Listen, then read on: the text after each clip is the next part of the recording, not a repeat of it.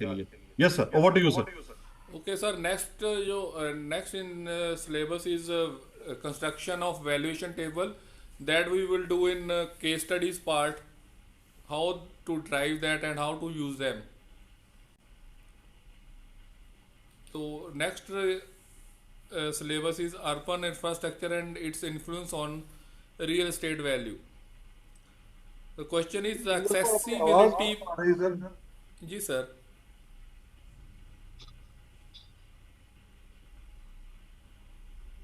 Ji. Am I audible?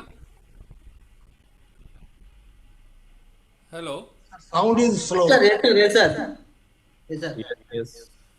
Sir, next syllabus, as per your syllabus, next is construction and use of valuation table that we will use during case studies part. And next in syllabus is urban infrastructure and value. So where the accessibility. Sir, your voice is not audible. Sir, it is audible. You may have slow internet. It will restore soon. Just wait. Sir, audible am I? Am I audible? Yes sir, you are audible. Yes, sir. Yes, sir. Clear audible. Yes, sir. Yes, sir. Okay. The question is the accessibility premium in real estate refers to. So Option 3. 2. So whenever you do valuation, many of you might be doing valuation for the banks. There you have to mention these Sir, things. I am not able to hear anything. Can I rejoin? Okay. Sir, restart your computer. Restart your computer, Mr. Sorry, Pradhan. sir. Sir, I am There might be some internet connectivity problem at your end. Please Sir, restart. I am also going to restart my system. Okay, Yes. okay. ठीक है. So There is some echo type आवाज coming. Yes sir eco आ रही है बहुत ज्यादा.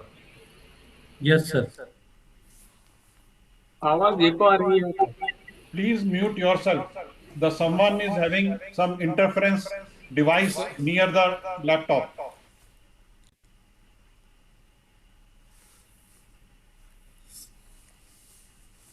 is it okay now? Is it okay now? Yes, sir. It is okay. Yes, sir. Yes, sir. Okay. The accessibility premium in real estate refers to because of presence of transportation facilities, the value of the property increases. That is called accessibility premium. So the additional value commanded by the property is located closer to the transportation nodes such as metro station, highways and airports. That is called accessibility premium. Clear? कोई भी doubt होगा तो आप पूछ सकते हैं. Next question is the announcement of a new greenfield airport in a region is most likely to. How it will affect?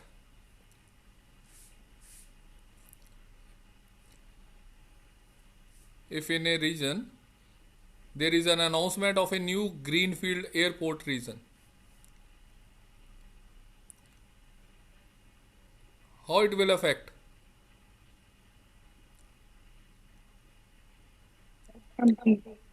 Number 3. Third Number 3. Number 3 sir. So it will increase the land values in the influence zone through improved connectivity, employment generation and commercial development potential. Next question is which of the following infrastructure improvements would have greatest positive impact on the value of land plots in peri-urban Sir, I areas? can't hear the. Hello. जी sir. Hello. Sir, am I audible through all of you? Sir आवाज टूट रही है. Yes, sir. Please, sir. Number Your voice 2. is very- Yes, sir. Yes, sir. You are clearly Number audible. 2. तो RP में वो पूरी सीधे बिल से निकालते sir 2 number. Number 2. So Mr. Rohit आवाज Kapoor, नहीं आ रही है सर की sir. Mr. Rohit Kapoor, please mute yourself. There is so much noise at your background. Sir आवाज नहीं आ रही है सर, रिक्वेस्ट। हेलो सर, बिल्कुल आवाज नहीं आ रही है। सर आवाज नहीं आ रही सर। संदीप सर आपकी आवाज आ रही है, लेकिन बंसल सर की आवाज नहीं आ रही है। Sir Rajendra sir Bansal sir की आवाज नहीं आ रही, राजेंद्र जो सर है उनकी आवाज नहीं आ रही है। कोई प्रॉब्लम है तो बाकी लोग बोलते हैं आवाज क्लियर आती है सर। राजेंद्र सर एक Sir, बार हमें क्लियर है, जिसको नहीं है क्लियर वो रिस्टार्ट करे। I have restarted also. Again, I'm not able to listening. Bansal sir का. Then poor connectivity issue.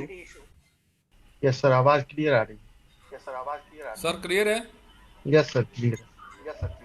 May be at the some other end. So if it from my end, it would have been to equal to all of you. Sir, for precautionary measure, I am muting everyone because someone is not switching off the interference device. Some device is creating interference near his instrument or device.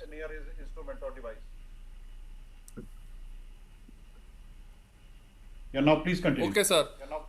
So next question is, which of the following infrastructure would have greatest positive impact on the valuation of the residential plot in peri-urban areas? So it is extension of metro rail line with this station in the locality center. Okay, first of all, you should know what is peri-urban areas. It is an area, it is the transitional zones between urban cores and rural hinterland, characterized by a mix of urban and rural land uses, rapid population growth, and complex social environmental dynamics. That is called peri-urban areas. Next question, next as in your syllabus is infrastructure, externalities and value. Question is, a sewerage treatment plant STP is proposed adjacent to an existing residential colony. This is an example of a negative externality that will likely depress residential property values.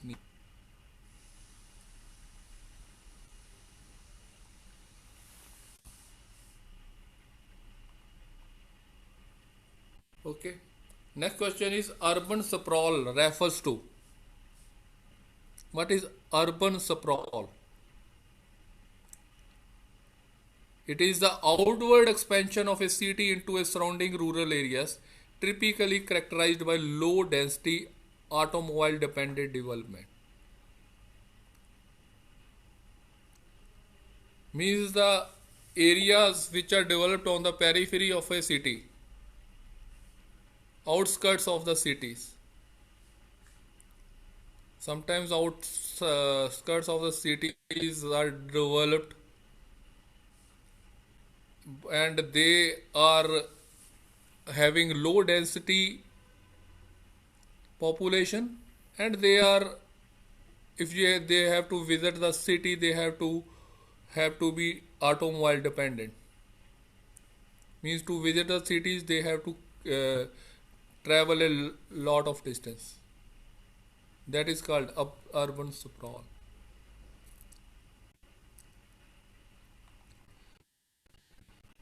Next question is, the concept of led development means.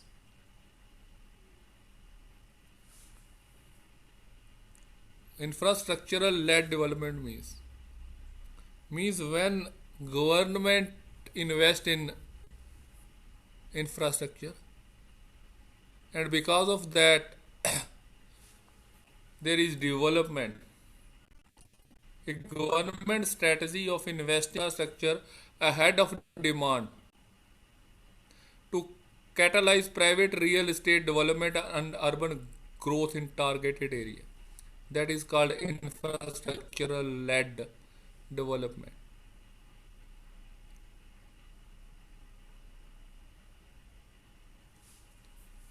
Clear?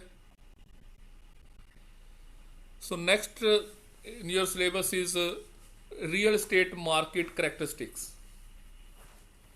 First characteristics is immobility. Immobility means you cannot take your piece of land city, as in the case of other investment, as you can take your gold to anywhere. Other investment can be taken from one place to another place, but real estate, the problem is it is immobile. You cannot take one piece of land from one place to another place. That is immobility. That is characteristics of the real estate market. And second thing is heterogeneity. Means no two piece of lands can be exactly similar because of their location, because of their other things. No two piece of real estates can be exactly similar. That is heterogeneity.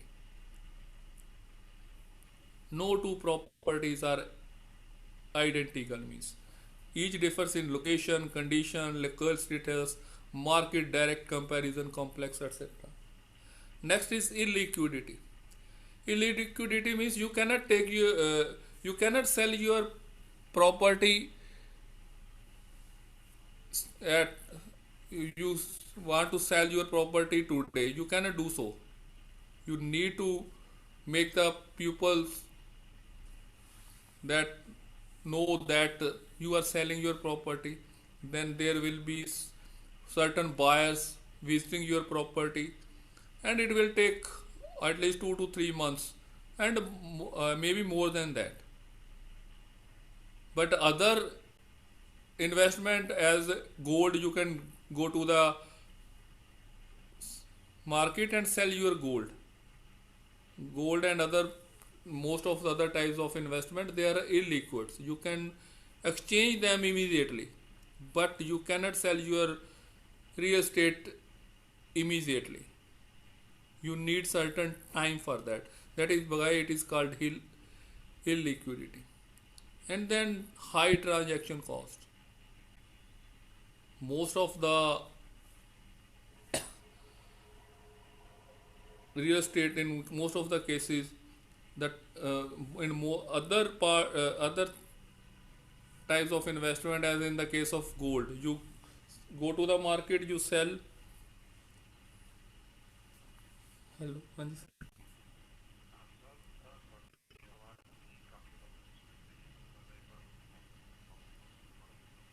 ਹੁਣ ਵੀ ਨਹੀਂ ਸੁਣਾਈ ਦੇ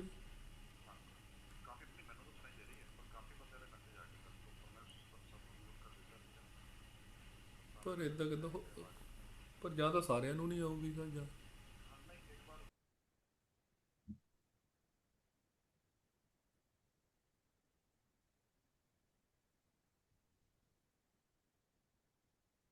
So next is high transactional cost. So what does this mean? Whenever you transact other types of investment such as gold, you go to the market, you sell, you need not to have any transactional costs are not involved. But when you sell a transaction or transfer a property, you have to pay for stamp duty, registration charges, brokerage charges, legal fee, etc., which ranges from 7 to 12% of transaction value, which is impacting market fluidity. So, based upon these, we will be discussing certain questions. Which of the following is not a characteristic of that distinguishes real estate market from other financial markets? First one is immobility. We know real estate is immobile. High degree of market transparency and price information.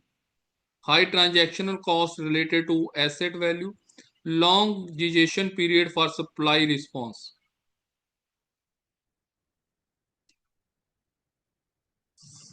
So here he is asking not a characteristic. देखिए, आपको exam में question appear, जब भी exam में appear करेंगे तो question को 2 बार पढ़िए। अगर यहां पर नॉट नहीं होता तो आंसर टोटली चेंज होता। उसने यहां पर नॉट ऐड कर दिया है, तो नॉट ऐड करने से टोटली आंसर डिफरेंट हो गया। आप जल्दबाजी में कभी कभी नॉट को अगर आपने मिस कर दिया तो आपका नंबर भी मिस होने वाला है। तो हमेशा याद रखिए, वो आपको ट्विस्ट करेगा, थोड़ा सा ट्रैप करने की कोशिश करेगा, क्वेश्चन को ट्विस्ट करेगा। तो उसमें आपको कहीं ना कहीं वो ऐसा वर्ड लगा देगा कि जो पूरा का पूरा क्वेश्चन का आंसर ही बदल जाएगा। Yes sir, over to you. So the answer is, what should be the answer? Anybody?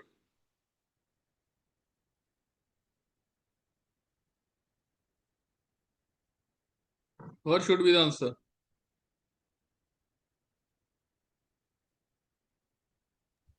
Number 2, sir.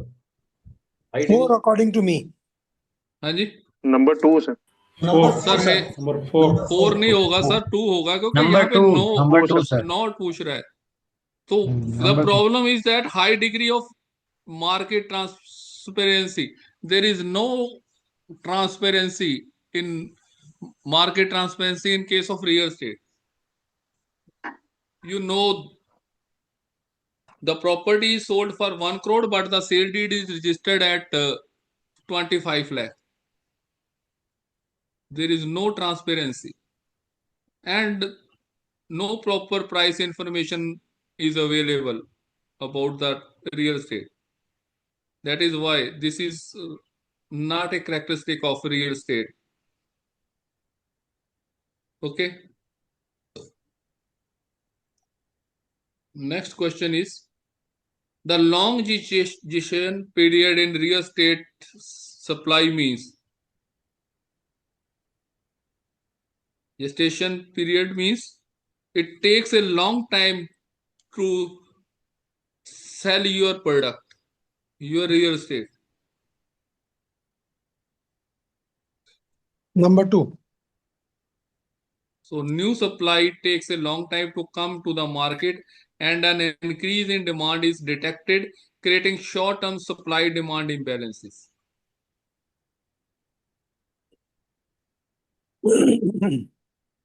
Next is concept of जी,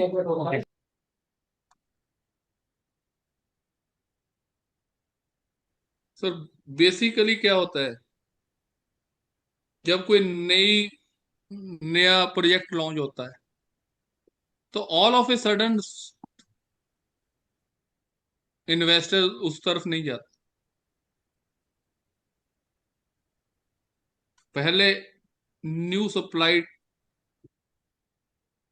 पहली बात तो है कि प्रोजेक्ट को बनने के लिए टाइम दे, it will take a long time, project will take a long time. It is not that project is started today and it will be available tomorrow. It will take at least 6 months to 1 year before it come to the market. And once it comes to the market, investor, it will be known to the investors. Investor will start investing there. Then there will be increase in demand, means increase in demand is detected. Till then, and once demand is increased, there is a short-term supply-demand imbalances. All of a sudden, if supply, the demand increases, so there will not be equivalent supply there. That is a basic criteria of real estate. That is called this long gestation period. Next is the concept of submarkets in real estate refers to.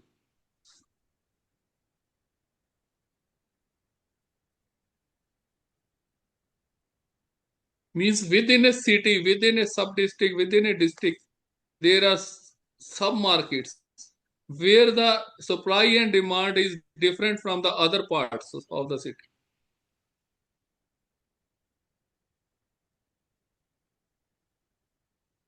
Within the city part.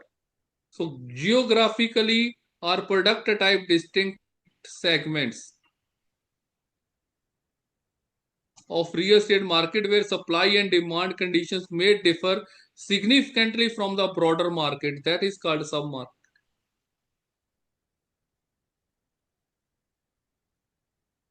Clear? Any doubt? Next is capitalization rate for real estate investment is calculated as. This is known to all of you.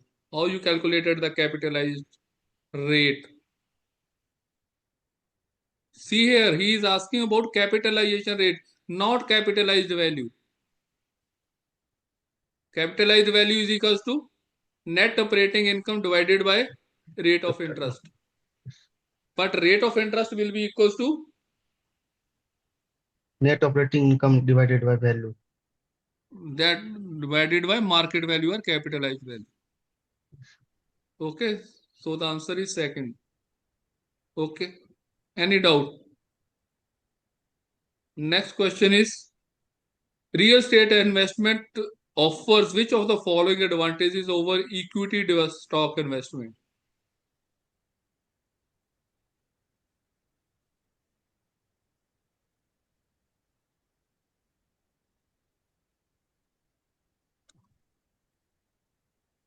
Two.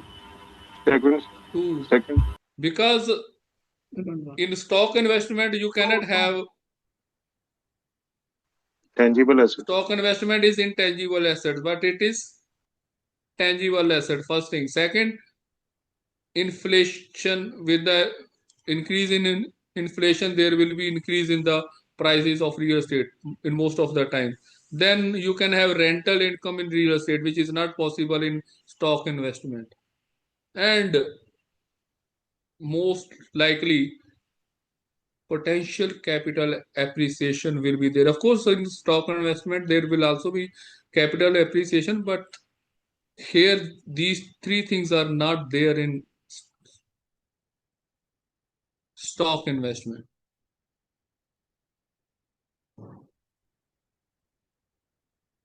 Next question is leverage in real estate refers to. What is leverage?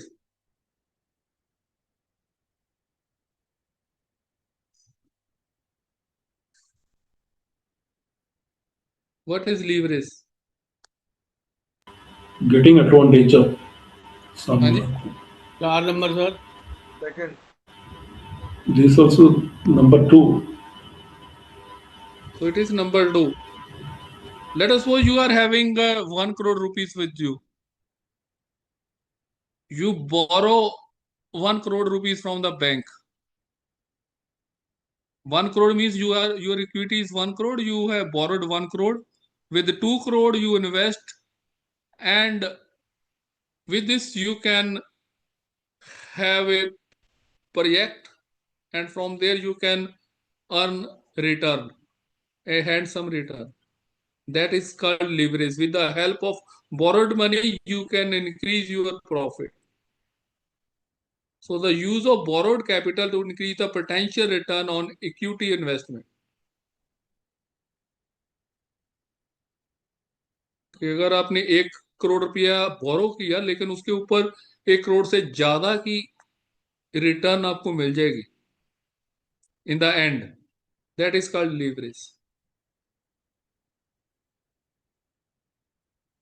You are having 1 crore rupees with you, you borrow 1 crore rupees from the bank. With 2 crore rupees in your hand, you are able to earn more than 2 crore rupees, more than what you would have earned with 1 crore. That is called leverage. Next is which of the following factors cause rightward shift in the demand curve for residential estate?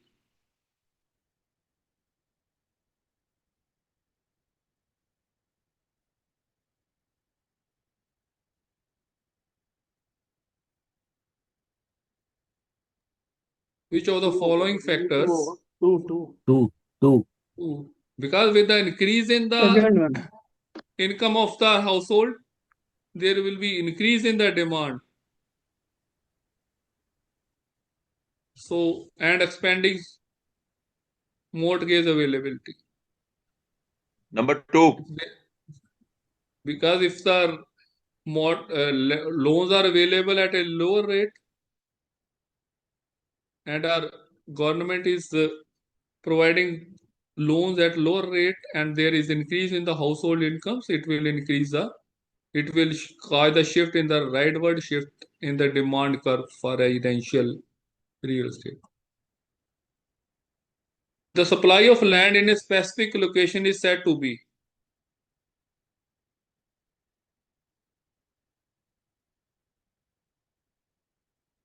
perfectly elastic. More land can always be created through landfill and reclamations. Perfectly elastic, total quantity of land in a specific location is fixed and cannot increase. Moderate elastic, supply increases by about 5% every year in growing cities. Elastic only in peri-urban areas where agricultural land can be converted. Is also true.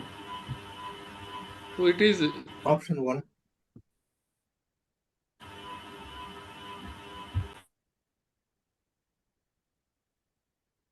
perfectly inelastic. Because the land available is fixed, you cannot increase the land. Land available for infrastructure development is fixed in a city, in a particular area. You cannot increase that. Then a decline in the interest rate would affect the real estate market primarily by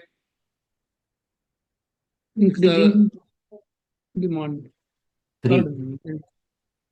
Increasing supply of new construction as developer margins improve, reducing 3. demand or increasing demand, lowering cost. Increasing demand.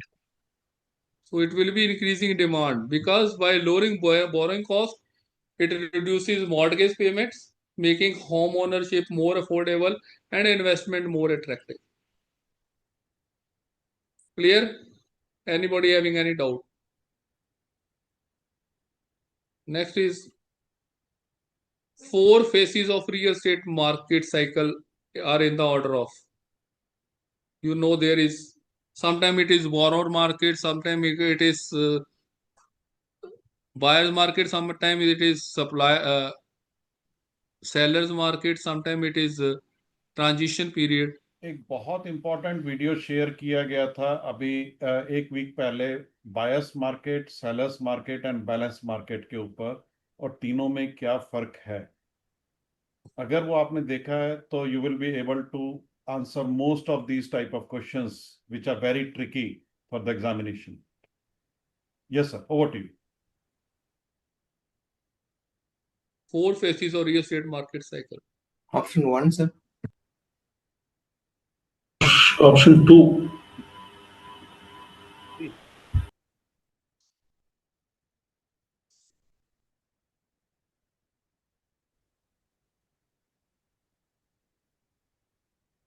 So basically it is option 2. Recovery. First is recovery, rising occupancy, flat rents, etc. Then expansion, occupancy above equilibrium, rents rising. Then hyper supply. Once this thing is achieved, then there will be hyper supply. New supply exceeds demand. Vacancies rising, again recession. Means recovery, expansion, hyper supply, and recession. This is a cycle of real estate.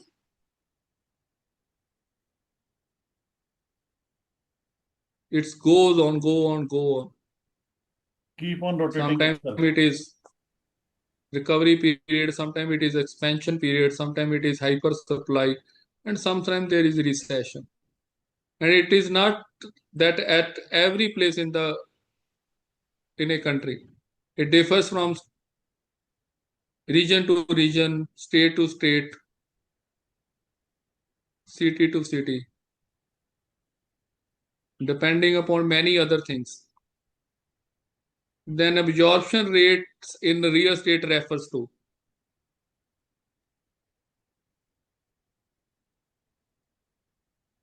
What is absorption rate?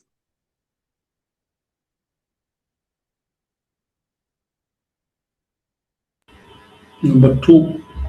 So the speed at which the available properties are sold or leased in a market during a specific period, it is called absorption period. Absorption rate, sorry. Which of the following would cause supply curve for a new housing to shift leftward?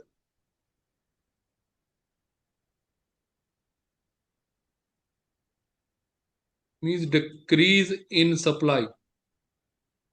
So 2.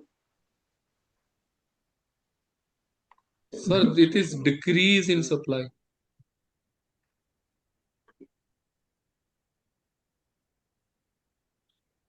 When the supply curve shift towards 3, sir, 3. 3 is Number correct. 3. Question को Increase in steel. Question को पढ़ो तो वहीं से पता चल जाएगा। अरे सेकंड नहीं तो थर्ड होगा, थर्ड नहीं तो फोर्थ होगा, फोर्थ नहीं तो फर्स्ट होगा, ऐसा तो होगा ही। क्वेश्चन पढ़िए सर, क्वेश्चन में ही आंसर है। वो क्या कह रहा है? क्या होगा? डिक्रीज इन सप्लाई कब होगी? When there will be decrease in supply? Then cost will increase. Material cost बढ़ रही है। Sharp increase in steel and cement prices, raising construction cost. So that is why I have asked you to please read the question carefully. Please read the question carefully. Then next is green building concepts for IBBI examination. Green buildings means buildings are energy efficient. Means most of the energy which is required is produced itself in the building. It requires minimum energy from outside. Then water conservation is there in the building. It is provided with the sanitary fittings which uses minimum of water, and the water from the kitchens and on bathrooms, they are used for certain other purposes, that is water conservation. Then material efficiency. Green buildings uses recycled content, locally sourced material, sustainable material, and reduction in the construction waste. Then they are constructed in such a way that there is improved air quality, natural daylighting, acoustic comfort, etc. in the building. So based upon these, we will be taking certain questions. What LEED stands for? LEED, there are two types of certifications which the green buildings got. One is LEED. LEED is an international certification. Option 2, sir. So it is leadership in energy and environmental design. It is international certification which is given to the green buildings. And then the other is GRIHA, which is on the national level. देखिए, इस तरह के question आपको कभी कभी पूछे जा सकते हैं। इसमें एक शॉर्ट फॉर्म दिया गया है, उसको एलेबरेट करके आपको बताना है। और देखिए, चारों ऑप्शंस में ऑलमोस्ट सेम ऑप्शन है, चारों ऑप्शंस में ऑलमोस्ट सेम चीजें दी गई हैं। So next is GRIHA. GRIHA is basically national certifications, Indian certifications. So India's national green building rating system. It is developed by TERI and adopted by Ministry of New and Renewable Energy.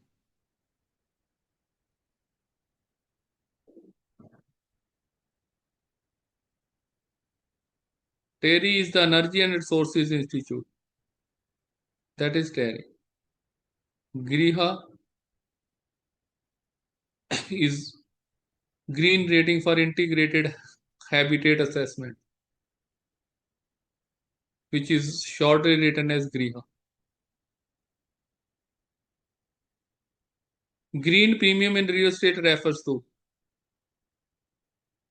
means which the buildings which are having green building components, which are green building certified, their value will increase. Of course, their initial cost is higher, but but you will get the return within few years.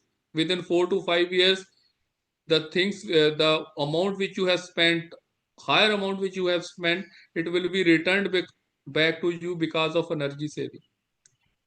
Because of that, the green buildings got higher values. That is called green premium. Green premium is the higher value, higher rental, or higher sale price commanded by certified green buildings. What is certified green building? The buildings which have got either LEED or GRIHA certification.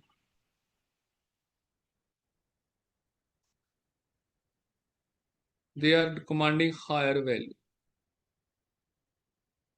Which of the following is key feature of a net zero energy building?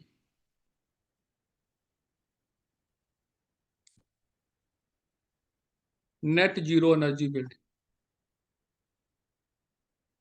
A building that produces as much energy on site as it consumes over the course of a year. Means it requires minimum energy from outside. It may be wind energy, it may be other solar energy. That is called net zero energy building. Sir गृह certification किसने develop किया था? तेरा वो India ने है sir. गृह जो है it is Indian rating system, Indian national green building rating system. ये डेवलप किया है तेरा. Developed by TERI. TERI is basically Energy and Resources Institute. अच्छा, the energy and resources.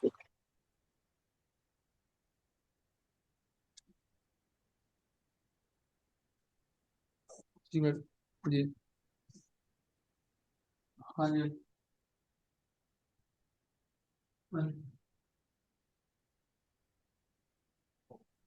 Actually madam मैं ना बात किए हैं ऐसे हो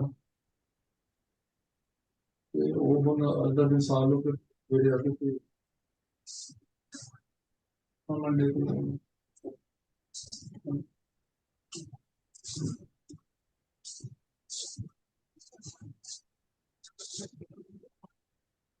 Okay. Yes sir.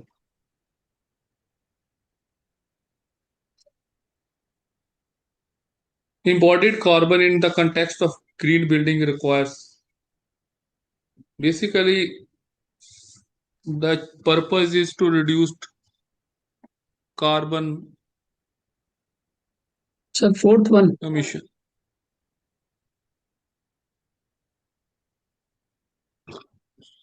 So it is embodied carbons mean in the context of green building refers to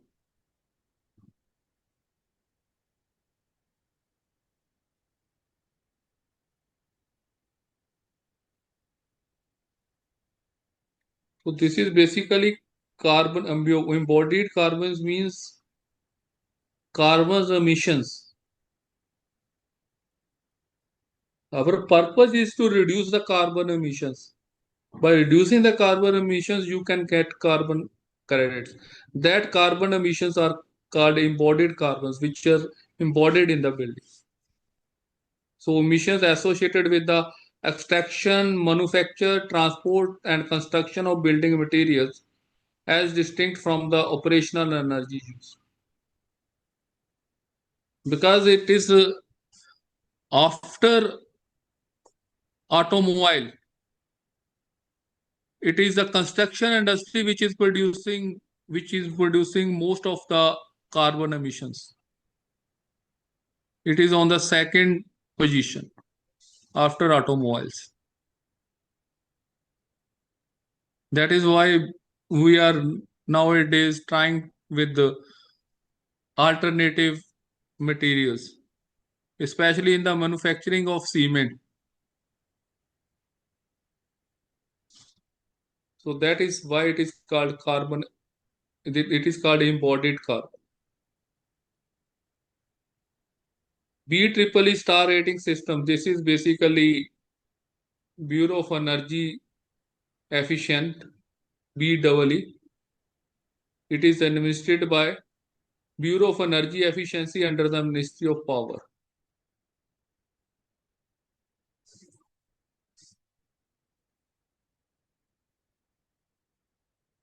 So there are two things. One is energy efficient building and another is green building.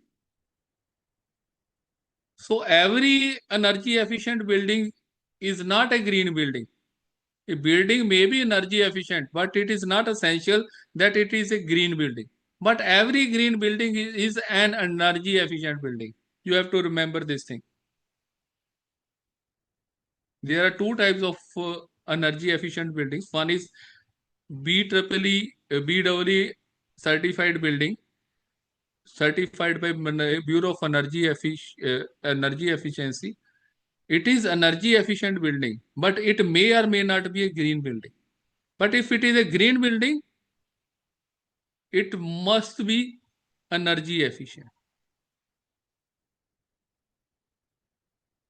Clear? When valuing a green certified commercial building, which approach best captures the impact of lower operating cost and higher rents?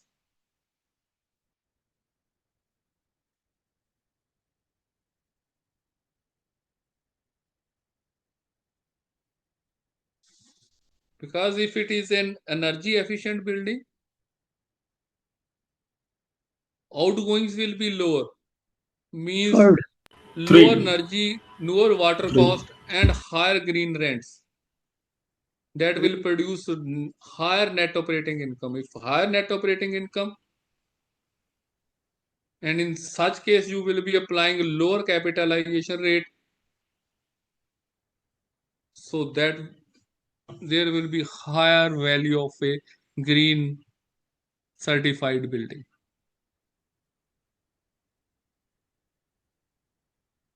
Clear? Any doubt? Anyone having any doubt about it?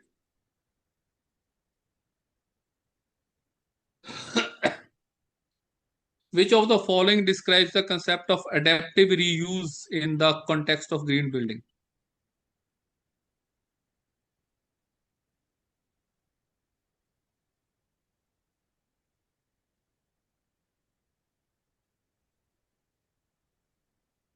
Modifying green buildings HVAC system to adapt climate change, repurposing an existing building for a new rather than in demolishing the and constructing new, conserving embodied carbon and resources, adapting international green building standard to Indian conditions, Sir, using second. adaptive. Option 4, sir. हाँ जी. Fourth, sir. Option 2.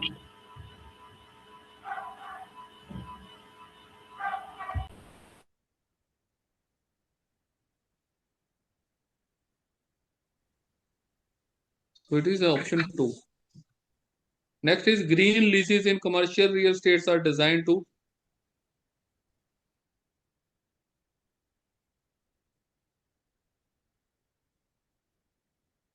green leases means align require tenants to use only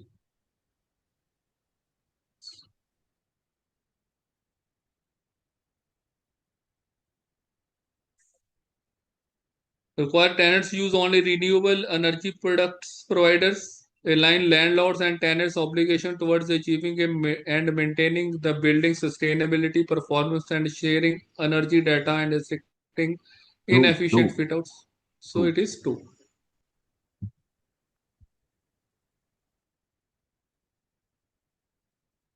So ठीक है Sandeep ji, this is all for the first chapter. So we will be starting with the next chapter after tea break. Yes, sir. So friends, let's have a short tea break. अभी खाना खाने के बाद अगर पढ़ना पड़े तो थोड़ा नींद आना जरूरी है, आ सकती है, तो बेटर है कि अभी एक टी ब्रेक लेते हैं. टी ब्रेक लेने के बाद दोबारा जुड़ेंगे 15 मिनट के बाद. It is around 4:30 now. We will join sharp at 4. Rajendra sir, are you जी there? सर, जी सर. Yes, sir. Can we start, sir?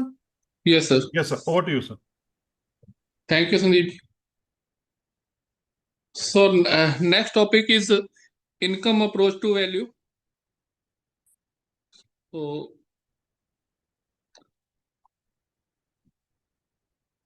as you know the relationship between income and value, you know capitalized value is equals to net income divided by capitalization rate. So the income approach to the valuation is based on which fundamental principle?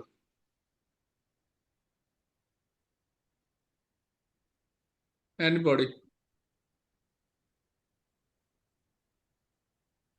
What is the principle of देखिए यहाँ income पर approach? Approaches 7 marks each है, 7 21 marks की approaches हैं तीनों, और 26 marks की case studies हैं। और केस स्टडी भी आपको 70 to 80% अप्रोचेस से ही आएंगी। तो 7 7 7 21 प्लस 26, तो 47 मार्क्स का ये आपको अप्रोचेस मिलाकर हो जाता है। अगर 47 मार्क्स में आपका पूरी मास्टरी है तो पास होने से आपको कोई नहीं रोक सकता। तो अप्रोचेस में आपको 100% एक्यूरेसी चाहिए। Yes sir, over to you, sorry interrupt. Option B, sir. B, B. So, B value in present so worth. Option basically, B. B. value is the present worth of future benefits. So basically, rent is to be received in the future. You have to find out its present value. So for calculating the present value, which factor you use? YP. US purchase we have discussed. If the net annual income of a property is 1,20,000 and the capitalization rate is 8%, what is capitalization value? Capitalized value. 15 lakh. 1,20,000 divided by 15 lakh. 8%. 15 lakh. So it will be 15 lakh. An increase in capitalization rates else equal will. If the capitalization rate is increased, what will happen? Decrease the capitalized value. Because capitalization value is net income into 1 upon R. R is in the denominator. If R increases, value decreases. Under the Rent Control Acts, the rent that a landlord can legally recover from a statutory tenant is known as Standard rent. so standard rent, which is fixed by the court. It is the maximum rent which the owner can claim, landlord. That is standard rent. Anybody having any doubt about standard rent? When valuing a property whose income is restricted by Rent Control Act, the valuer should primarily use Standard rent. And the higher capital rent reflecting reduced income security.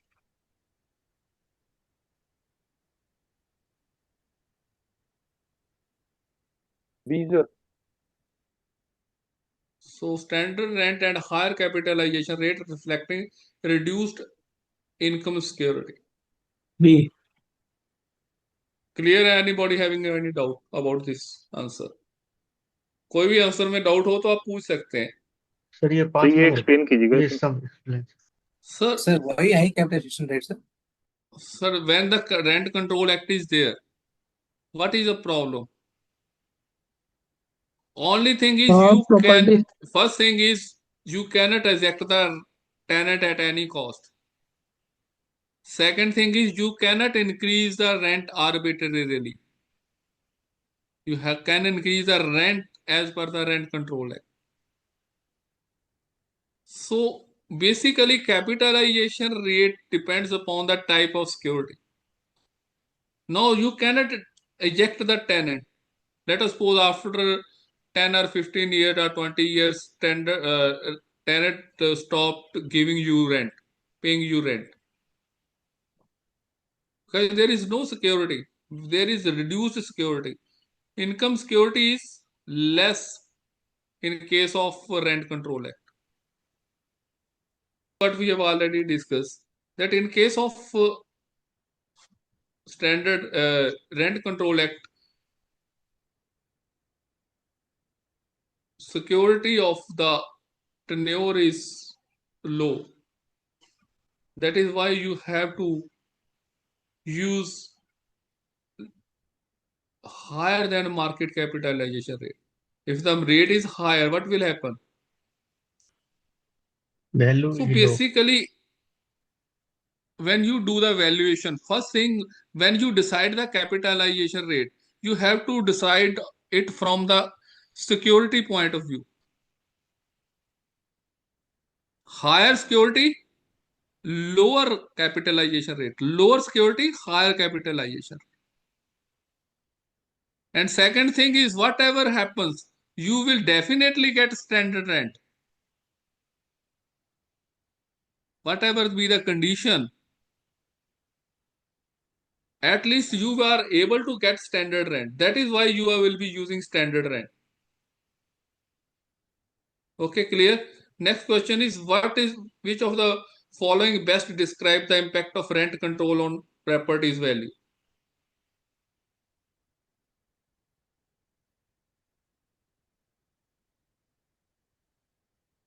If Rent Control Act is applicable, once there is a word Rent Control Act applicable, means it will decrease the value of the property. Means it generally depress the market value because the achievable income is below market rent. So rent control properties typically depressed capitalized value because the standard rent is frozen below prevailing market rates. Standard rent is always below the market rates. So the income stream capitalized is lower, resulting in lower capitalized value as compared to freely rented equivalent property. Next in your syllabus is licensed property under Easement Act 1882. So what is licensed property? So it is in between a rented and leased property, basically. So if you know a license under Easement Act, so instead of giving property on rent, basically it is given on license. A license under the Easement Act, it is, of course, you have to register the license. If it is the property is given on license, in case of rent, in most of the states, you need not to register your rent agreement, but you have to get your license and lease agreement registered with the sub-registrar. The license act is licensed agreement is registered under section under Easement Act 1882. License under Easement Act creates personal right to use a land without conferring any interest in the land. So what is the difference between license and lease? This is where the problem arises. Both seems to be similar, but where is the difference? What is the difference between license and lease? Relative long period relatively. So basically, there is no interest in the land basically in the property, we can say. And second,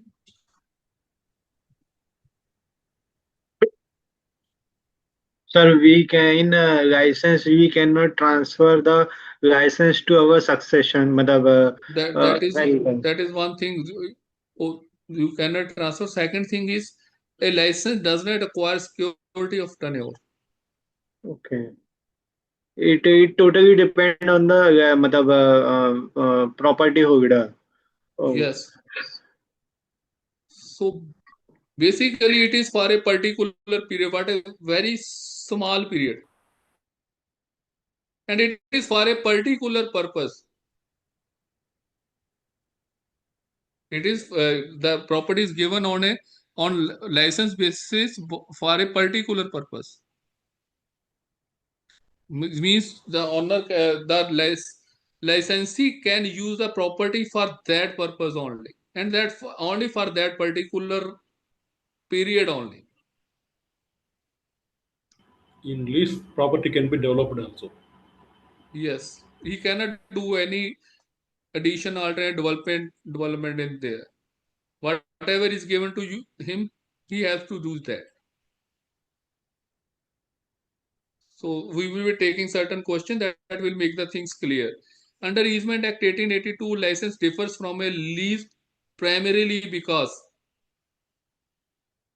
see here, A license only grants a personal right to use the land without conferring any proprietary interest. There, now you can do valuation for lessee, you can do valuation for the lessor, but you cannot do the valuation for the licensee. Because licensee do not have any proprietary interest in there. See the difference.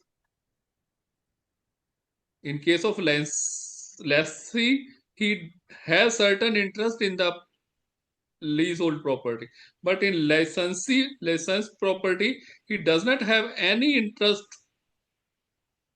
in the property. And section 52 of the Easement Act defines license as a right to do something on another's land that would otherwise constitute a trespass. A license is personal, revocable, and non-transferable. It creates no interest in the property.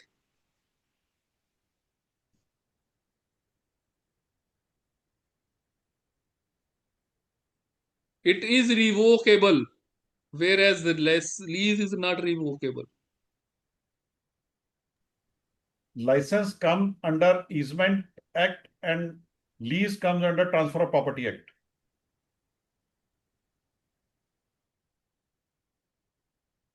Clear? Next is, in valuing a licensed property under the Easement Act, the valuer should note that licensee's right is generally revocable and non-transferable, making it of lower capital value.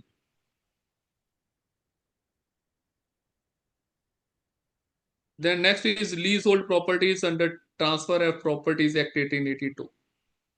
The Transfer of Properties Act 1882 governs the creation, transfer, and termination of leasehold interest. Section 105 to 117, you have to remember. These are particularly relevant to the valuers, covering definition, types of lease, and conditions implied by law. You have to remember what are the sections which are particularly of valuers' interest, are relevant to the valuers. They are section 105 to 117. So we will taking certain question. Under section 105 of the Transfer of Property Act 1882, a lease of immovable property is defined as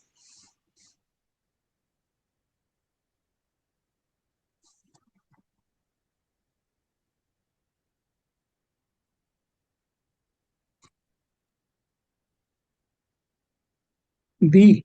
Sir, B.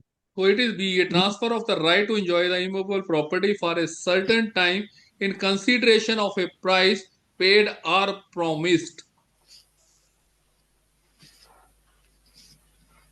Under section 5 of Transfer of Property Act, it defines the lease as a transfer of right to enjoy the immovable property made for a tribe, expressed or implied in consideration of price or promise of periodical payments. It transfer a limited property right, unlike sale which transfer ownership. In case of ownership, all the rights are transferred. Here, only limited property rights are transferred. Which section of Transfer of Property Act 1882 deals with the rights and duties of the lessors and lessees? A. A. A. So it is under section 108 Transfer of Property Act. It enumerates the rights and liabilities of lessors and lessees in the absence of specific contract terms. Next question is, the lease of a immovable property from year to year or for any term exceeding 1 year must be. What should be the right answer? Registered instrumental signed by both parties. So if the time period is exceeding 1 year, it has to be registered under section 105 with the sub-registrar. B. If it is less than 1 year, then it may or may not be registered. Okay. Sir, under the new act, even 1 year also required, sir.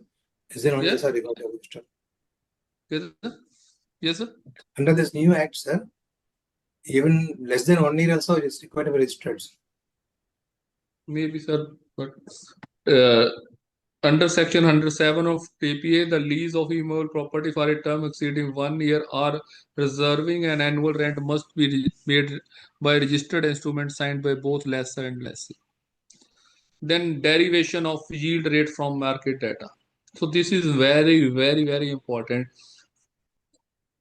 Not only from the examination point of view, also from your day-to-day working. How you have to drive these yield rates. So yield rate is sometimes capitalization rates are also called yield rates. Some are calling it yield, some are calling it yield. It depends upon your pronunciation.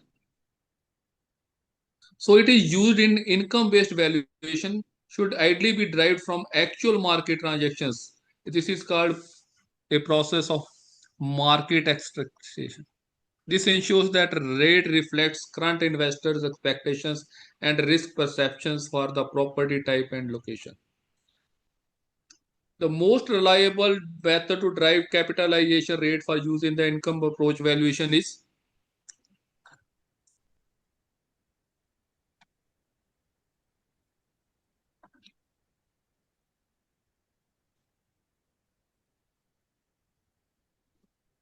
market extraction from a recent. B. B. B. okay. Next is market extraction formula.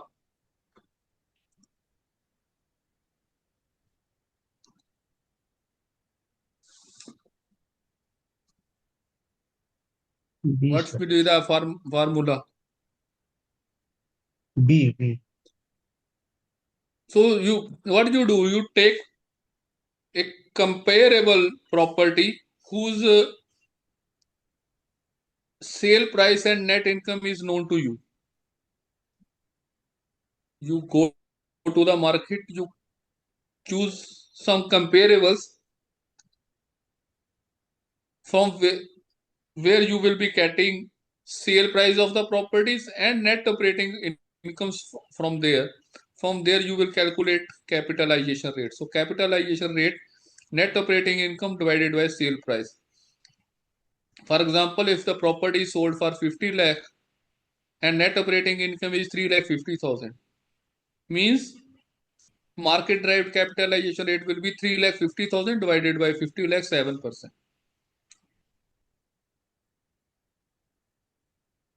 Okay. Then when extracting yield rate from the market data, which of the following adjustment is most important? So you cannot use directly market transactions. You have to make them make certain adjustment in them so as to brought them at the same level as in the case of market approach. So you have to ensure comparables are truly similar in terms of location, use, lease terms, and risk profiles. Means it is not only the comparable, similar comparable, but you have to look for location, occupancy, lease security, property type, and age. And then remunerative and accumulative rate of interest. So where these are used, we have discussed dual rate. In dual rate, you are using. So see here, another thing is that when you are using a dual rate, what are the things you have to look for? In dual rate, what is the formula for dual rate? 1 by R plus S. S 1 by is R plus sinking N. fund. Yes, sir. R plus IC. Yes. You may call it IC or you may call it S, depending upon your choice. So it is R plus S. let us suppose R plus S. For R is Remunerative rate of interest. remunerative rate, and for S, for calculating S, Annual sinking sinking fund, fund. you have to use a cumulative rates. Now, these both the rates should be same or different? Different. Different. Hanji? Different. Different. So which one should be higher and which one should be lower? Remunerative rate of interest is higher. Annual sinking fund coefficient is lower. And if both of them are equal, then what will happen? YP single rate. So if both of them are equal, they will YP single rate and YP dual rate will give the same result. That is why it is called dual rate, because you have to use two rates here. Dual rate means you have to use two rates. Okay. One is remunerative rate, that is return on capital invested, and a cumulative rate which is used for accumulation of sinking fund. Clear? So you must understand the difference between them. Remunerative rate is the rate of return the investor returns on the capital invested. So what are the things you look for that remunerative rate? Risk factors, liquidity, illiquidity, and management burden. It is usually higher than a cumulative rate.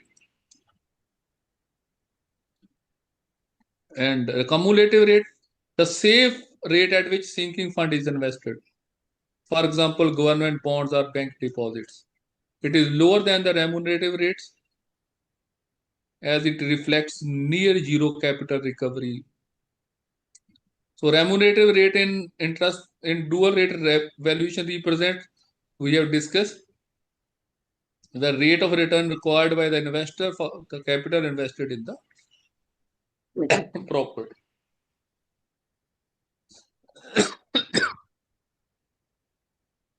Next question is, in the dual rate method, why is the cumulative rate set lower than the remunerative rate?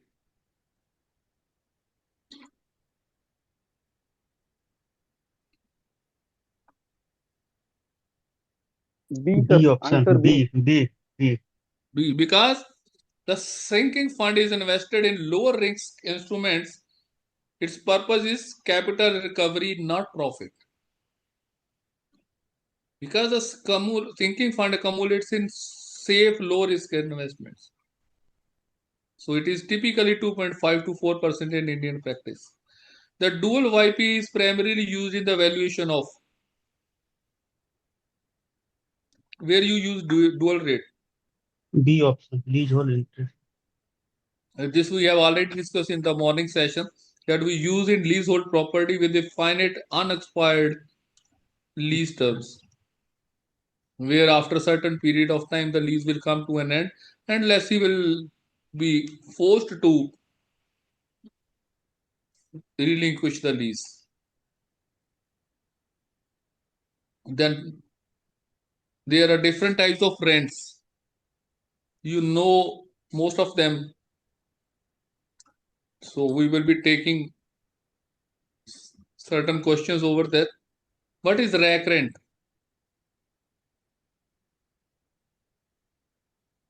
Market rent, sir. Market rent. So Similar the to full market annual rate. open market rental value of a property, usually with the landlord bearing no outgoings. That is rack rent. It is called full rental value, FRV. Is the best annual rent obtainable for a property in the open market, assuming tenant bears typical tenant's outgoings. It represents the property's full income potential with no discounts below market tenancies. What is net rent? How net rent is calculated? Yes, sir. Adding all outgoings. Deducting all landlords going from the gross rent to arrive at a net income for capitalization. Which of the following is not typically included in landlord's outgoing in the Indian property valuation? See here, it is not typically C. So tenant's Tenant's personal personal income Yes, tax sir. liability is Income not tax included. liability. Yes, sir. So many times when there is a word not, that causes a lot of confusion. So you have to read the question carefully. Now next is outgoing and yield and years purchase. Years purchase in perpetuity is at 6% is. C. 16.67. So Yes, it is sir. 100 upon 6. Yes. 16.67. The YP for a fixed term of n years, single rate is given by. What is the YP single rate formula? 1 B minus option. PV upon R. B option. B option. So sometimes he simply asks for the formula. So you have to remember the formula. Just for this 1 mark question. Otherwise, for calculation, you need not to remember this formula. Everything is inbuilt in the Excel. A property generate a net annual income of 80,000. YP in perpetuity at 8% is 12.5. What is the capitalized value?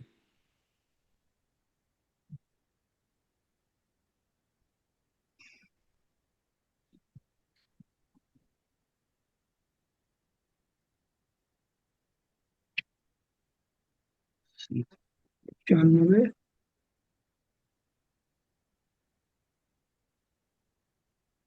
$6,40,000. Answer B. So it is 10 lakhs. 10 Sir, lakhs. 10 lakhs. what 10 is lakhs, it? sir. If 10 YP lakhs. is given, what is the 10 formula you lakhs. will be using? What is the formula you will be using here? Yes, sir. 10 lakh. Net income Net divided by income into yield. YP. YP is already given to you. You need not to calculate YP. See here confusion. Yes. देखिए मैंने आपको पीछे tips में भी बताया था, इस तरह का वो काफी बार पूछता है आपको कंफ्यूज करने के लिए। दोनों चीजें दी गई हैं, 8% भी दिया गया है, 12.5 भी दिया गया है, हालांकि आंसर एक ही आने वाला है, लेकिन उसने 12.5 अलग से दे दिया, तो आपको 12.5 ही इस्तेमाल करना है। Yes sir. Then next is market rent versus standard rent. So distinguish between market rent and standard rent is one of the most frequently tested topics in IBBI examination. The differences drive the concept of profit rent and governs the relative values of lessor and lessee's interest in rent controlled and below market tenancy. Market rent context of the property valuation is best defined as, so it is based upon similarly to the market value. The estimated rent at which a property would be let in the market at arm's length on Yes, the sir. valuation date. That's B1. Yes. B. Okay. Profit rent arises one.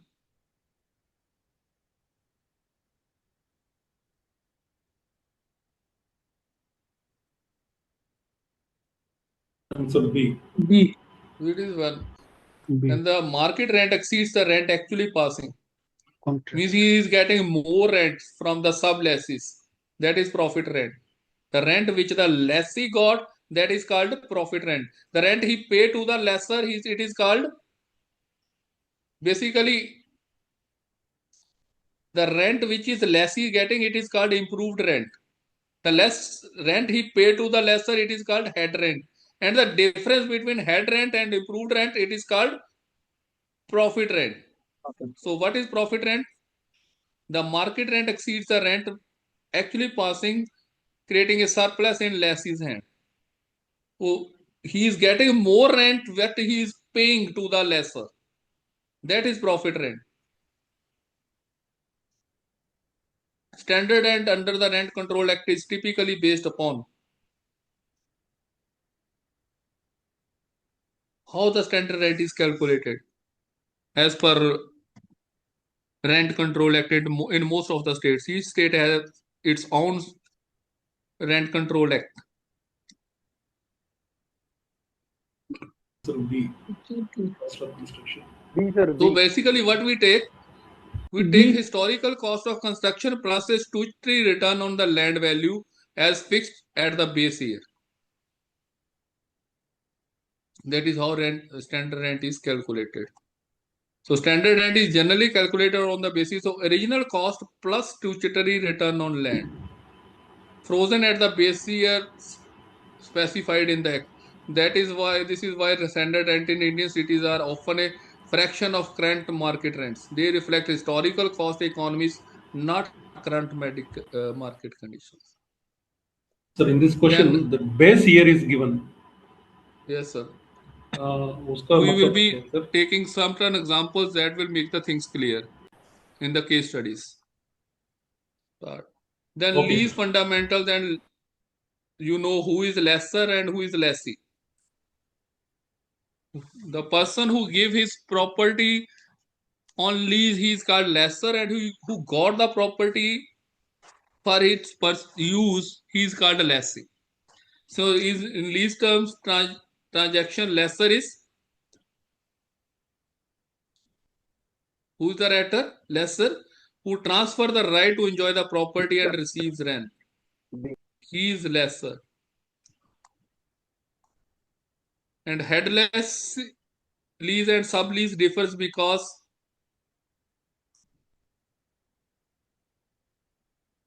in sublease what happens? Head lessee further sublease the property. Means in sublease the original lessee grants further lease to a third party for Yes, a sir. term within on their own lease. Only. That is sublease, the difference. Then types of lease, and a net lease in a commercial property means. What is net lease?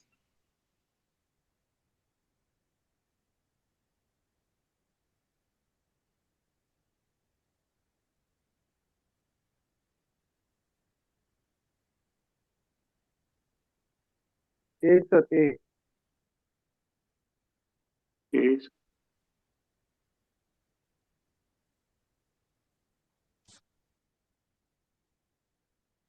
In net lease, tenant takes operational cost beyond base rent. A triple net lease requires tenant pay the property taxes, insurance, and maintenance. Everything is to be paid by the tenant. Sir, generally property tax is paid by owner. Sir वो होता है, लेकिन net, अगर if it is in net lease, question देखिए ना sir, generally क्या होता है वो डिफरेंट थी, दैट इज डिफरेंट. क्वेश्चन क्या है sir?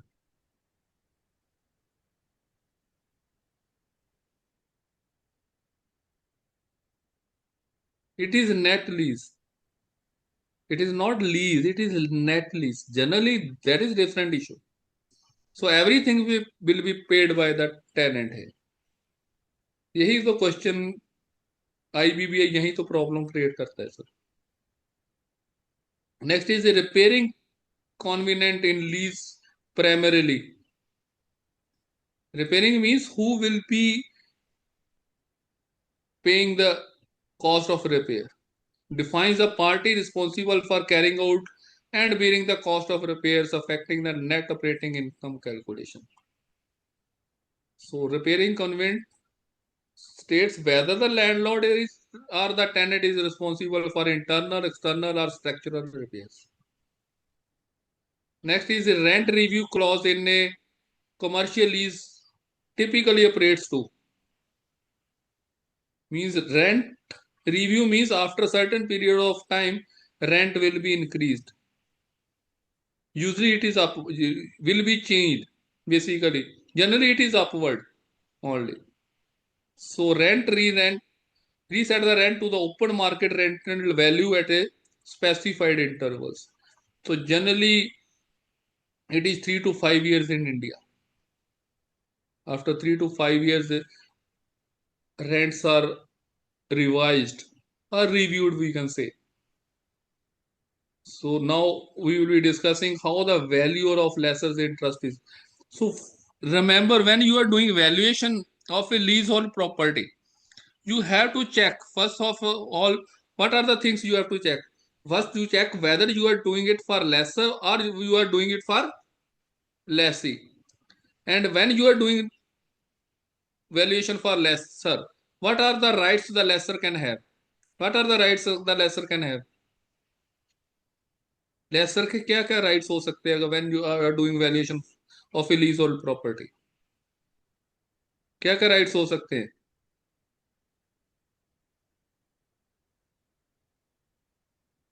His right is to receive the head rent for the tenure of the lease period. Second, after the expiry of the lease, he has the right to that the property will be reverted back to the lessor. These are the two rights.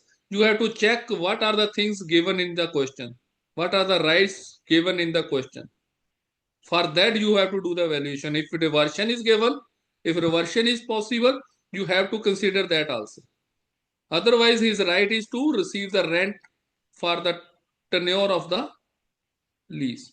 Then, if you are doing valuation for the lessee, what are his rights? His rights is to receive the improved rent. And what are his responsibility? He has to pay the rent to the head lessor. And second, after the expiry of the lease period, he has to return the property back to the lessor. So when you are doing evaluation, you have to look for the rights of the person for whom you are doing valuation. If it is lessor, then you check his rights. If it is lessee, you check his rights. And then based upon their rights, you do the calculation based upon that. In the term and reversion approach valuing lessor's interest, what does the term refers to?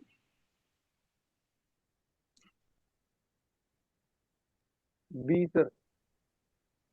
What is the word terms? Sir, one doubt, sir. Yes, sir. Sir, if we are doing for the lender, so it should be a lessor based or lessee based, sir? Sir, both of them can take the loans based upon their rights.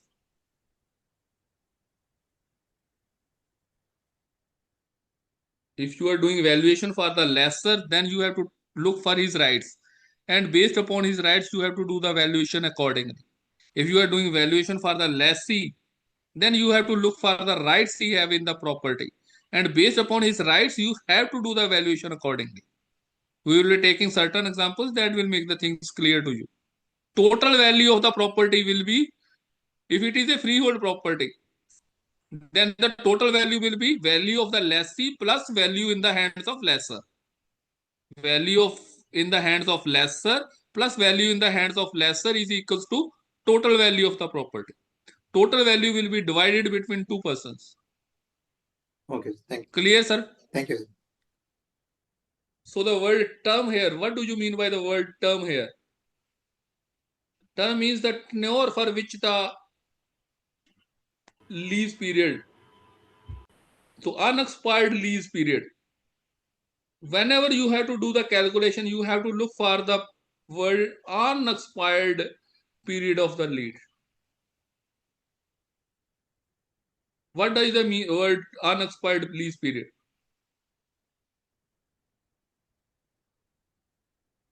Let us suppose lease was done in 1990 for 50 years. Now you are doing valuation in 2026. What is the unexpired lease period? 14 years. So it is 14 years. So you have to look for unexpired lease period. 1990 plus 50, lease will end in 2040. Today we are in 2026. Means 14 years are remaining. After 14 years, lease period will end. So you have to look for remaining lease period.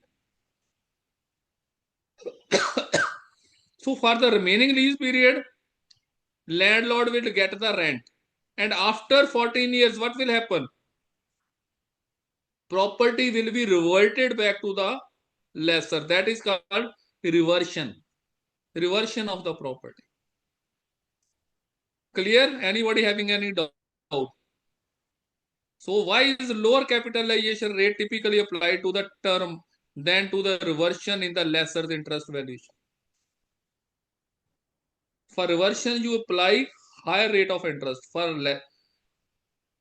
term period, you apply lower rate of interest. Why?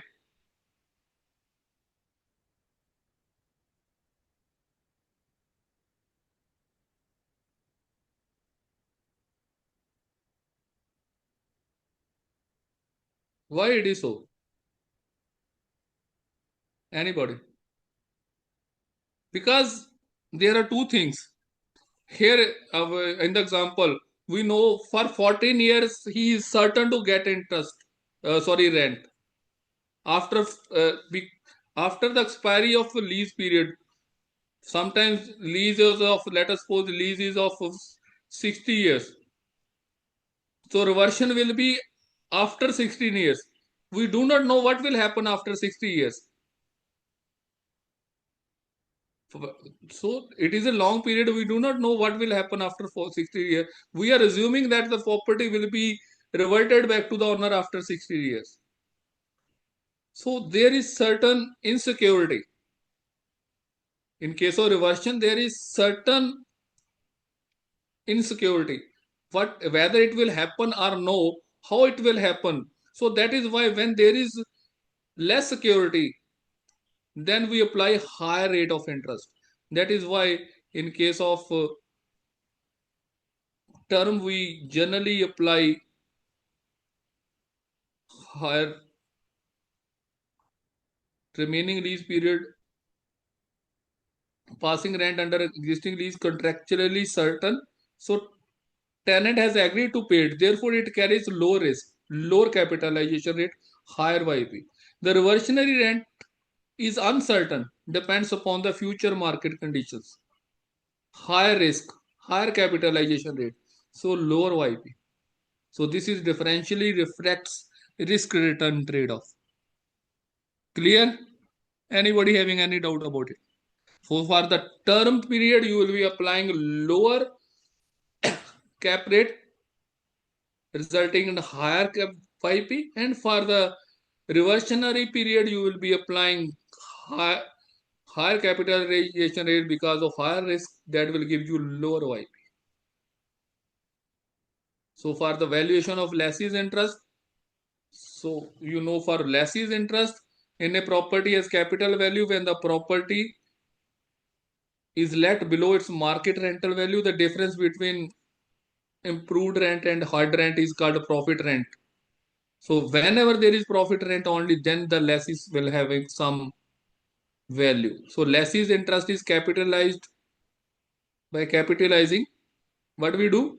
We capitalize the profit rent for the unexpired term, typically using dual YP rate. If it is for a definite period, we generally use this YP dual rate. Clear? Yes, sir. A lessee pays 2,40,000 per annum, but the market rent for the property is 3,60,000 per annum. The profit rent is B. 3,60,000. One is 2,40,000. 1,20,000. Then in the valuation of lessee's interest, the profit rent is calculated as A market rate minus lease rate.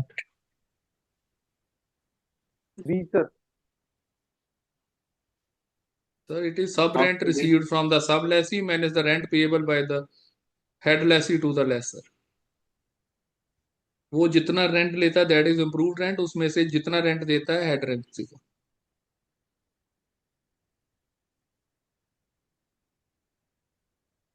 Profit rent कैसे calculate करते हैं?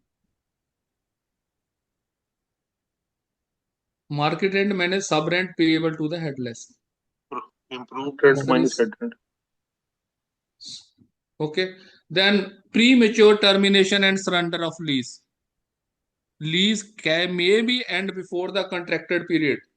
How it can be done? It is through surrender. Surrender means mutual agreement between lessee and the lessor, or forfeiture or merger. Forfeiture means if lessee is not doing what is given, what is written in the lease agreement, he is not following the convents of the lease terms, then it can be forfeited. So the valuation consequences of pre-termination or premature termination are significant for both the lessor and the lessee, are a common topic in IBBI examination. Surrender of lease means giving up of leasehold interest by the lessee back to the lessor by mutual consent, by extinguishing the lease, या तो lease को खत्म करके या दोनों का mutual contact से, अगर lease period before the expiry of the lease period, that is surrender of the lease.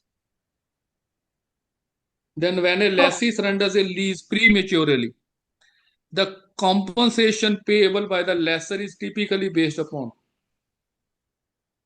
if they agree by that the lessor has to pay certain amount, at how it will be calculated, at what amount should be paid by the lessor to the lessee for the premature surrender of the lease.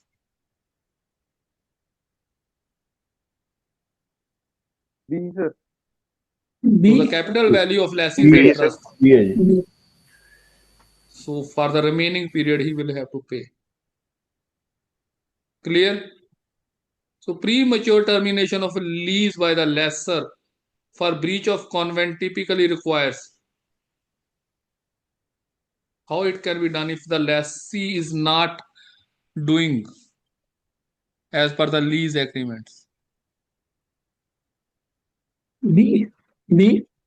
So he have to pay, he have to serve a notice under section 111 of the Transfer of Property Act, may be forfeited for breach of express condition, but due process must be followed, including under Sec 11G, providing reasonable opportunity to the remedy of the breach. Immediate eviction without notice is illegally invalid and renders a landlord liable. Then real estate as an investment, we have already discussed this, that it is a tangible asset. So real estate is a physical asset offering intrinsic utility value, making it less susceptible to complete value erosion than financial instruments. Then inflation edge, rental income and capital value tend to rise with inflation, protecting purchaser power over the long term. And illiquidity risk, real estate cannot be quickly converted to cash without significant price concession. This is a key disadvantage. Which of the following is a primary advantage of real estate as an investment compared to the equity? As discussed, it is tangibility, steady income, and natural hedge against inflation. Clear? Yes.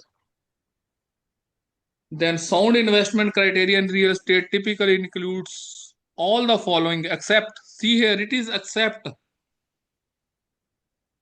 which thing is not included. देखिए सिर्फ एक word लगाकर पूरे पूरे question का answer बदल दिया जी।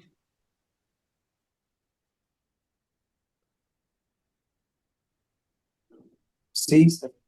So it is C. C. It's a C. C. Anybody having any doubt? So the classic sound investment tests are security of capital, security of income, and prospect of income growth. Real estate typically fails the immediate liquidity test. It is an illiquid asset. We have already discussed it. Then in your syllabus, it is yield from real estate versus other investments. As for your syllabus, all else being equal, real estate investment capitalization rate is typically higher than the yield of government bonds. Because why it is higher? When you calculate capitalization rate, it is generally higher than the government bond, which is called government securities. No risk. At least you will be getting that amount.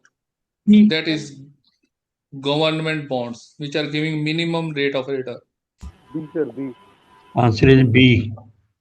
Because real estate carries higher risk, illiquidity, and management burden relative to the government bonds. In government bonds, these things are not there. Higher risk, liquidity risk, management burden, void risk, and capital risk. Total return from the real estate investment comprises of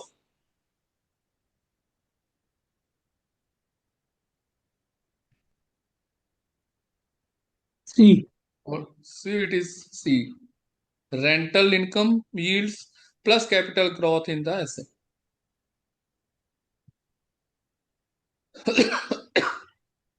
The equated yield in real estate investment analysis is best described as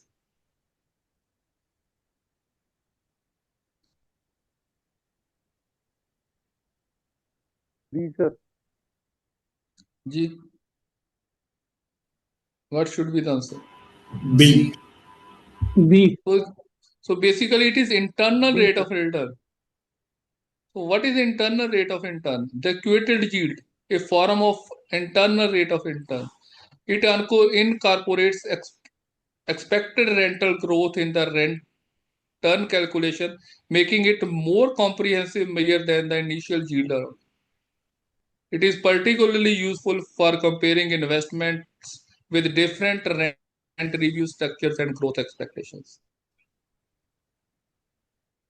So far we have been doing we have been calculating capitalized value by using formula. What was the formula for calculating net capitalization value, capitalized value? Net income divided by yield. Net income for how many years?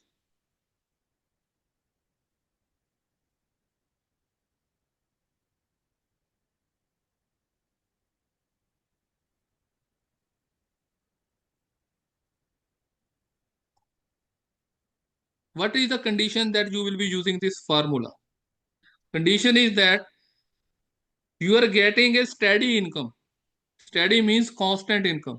If you are getting 10,000 every year, okay, then you use this method net income into YP, or net income upon R. Every year same income is there. So you will be getting single year's income. Net income is a single year's income. Remember, Yes, it should be annual income. If it is in month, if it is given in month, you have to convert it into annual income. So you have to take single year's income into consideration. That is called net income for a single year multiplied by YP. You will be applying this formula only when income is constant or steady. But if the income is not constant, every year it changes, then what? discounted cash. So then you will be applying discounted cash flow technique. So this is called, there are two methods. One is direct capitalization. Direct capitalization, you take single year's income into consideration. And if you take more than 1 year's income into consideration, it is called yield capitalization. It is done by discounted cash flow techniques. Yes. Clear है? Anybody having any doubt इसके बारे में? किसी को कोई doubt है तो पूछ लो. कोई बात नहीं समझ लाई? Sir, if it is repeat कीजिएगा sir. Sir, I have one doubt, sir. Ji ji. If it is not yearly, every year is not, there's no change in every year, but after some certain years, say after 5 years, every 5 years there's a change, means we have to go for DCF, sir. Sir, what I am seeing, अगर आप if it is changing after 5 years, after 10 years, then you will be applying YP reversion. But if it is changing every years, what you will do? Which method you will be using? Single. Sir, if it is, let us suppose, for the first 5 years it is 10,000. For the next 5 years it is 15,000. And the next 5 years it is again 20,000. So what you will do? You can use You can use direct capitalization rate. For that you will be applying YP reversion for first 5 years, then for next 5 years, then for next 5 years. But if it is in the first year it is 10,000, next year it is 15,000, next year it is 20,000, then what? Then for applying YP reversion it will be difficult for you. Of course you can apply the YP reversion. Then better thing is use discount cash flow method if it is changing every year. Clear? Right, Yes, sir. So you can apply YP reversion no matter, but it will be better if you apply this discounted cash flow. This is better. Formula is again same, कोई difference नहीं है, basic समझने की बात है. So when the properties, there are properties with complex cash flow profits such as rent-free period, stepped rents, major capital expenditure, major multiple tenancies coming to review at different dates. Then you apply this discounted cash flow techniques. In discounted cash flow techniques, analysis of a property, what does the word terminal value represent?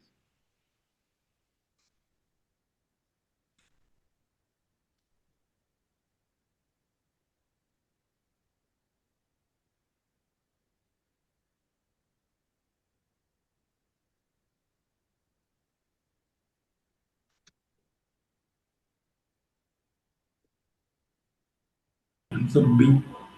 B. B, sir. B. B, sir. B, sir. B. The expected resale price of the property at the end of projected holding period discounted to the present. So basically, what is terminal value? Terminal value is the projected resale price at the end of assumed holding period discounted back to the 2 days. हम क्या करते हैं basically? देखिए, what we generally do.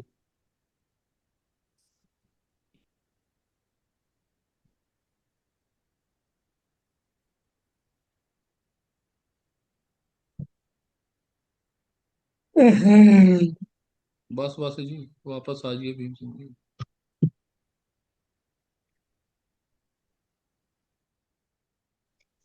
Rajendra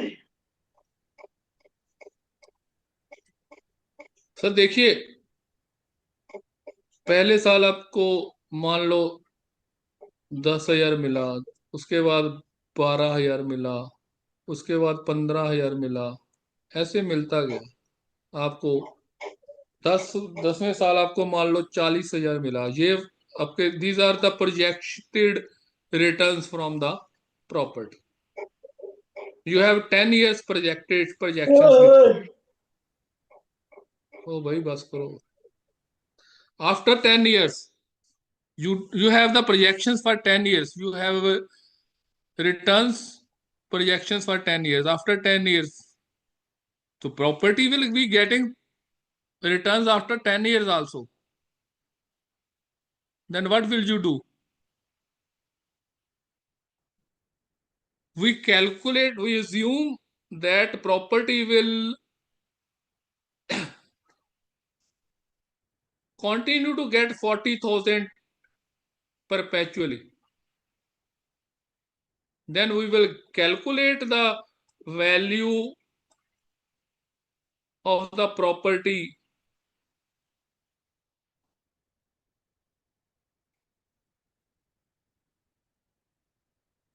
in the 11th year. From 11th year to perpetual, we will calculate the value of the property, assuming that the property will continue to get 40,000 in the 11th year. Formula will be 40 into 1 upon R. And then we will convert it into present value by multiplying it with present value factor 1 over 1 plus R raised to power n. There are certain things which are incorporated here, growth rate, etc. We are not taking that into consideration. We will assume it like that. So this value will be added in the value what you get from these calculations. How it is done, we will discuss. This value is called terminal value, and this is the value which you will calculate from these returns 10,000, 12,000, 15,000, 40,000, etc. So you will add both of them. That will be the total value. Terminal value, value of the property after the expiry of the data which you have with you. That is called terminal value at the end period of the projections. Clear?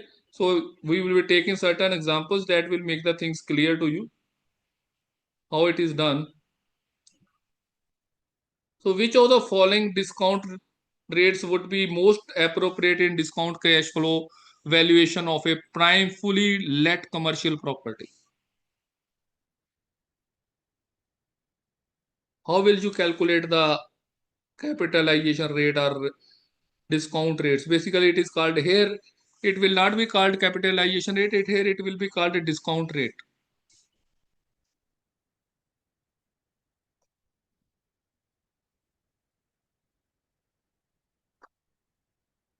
Which method you will be using to calculate the discount rate? Option B. So market derived rate reflecting risk and return expectations of investors in a comparable property. B sir, option B. So this is how the required rate of return for typical investors is calculated. Then internal rate of return. What is internal rate of return? Net present value equal to 0. Where at the rate of return at which the net present value. So how it is calculated, we will do in the case studies part, how net present value is calculated. And the rate of discount rate at which the net present value of the, as of now, इतना ही समझ लो आप. अभी जिनको पता है वो ठीक है, अगर जिनको नहीं पता अब वो इतना आज की डेट में समझ लो. नेक्स्ट जब हम नेक्स्ट सेशन में जब केस स्टडीज करेंगे तो फिर हम समझेंगे कि क्यों जीरो ले रहे हैं हम. आज यही समझ लो, जिनको पता है ठीक है, जिनको नहीं पता तो दे assume that internal rate of return is a discount rate at which net present value is equals to 0. The internal rate of return of a real estate investment is the discount rate at which the net present value of all cash inflows and outflows equals to 0. ठीक है? An investor should accept a real estate investment if its IRR is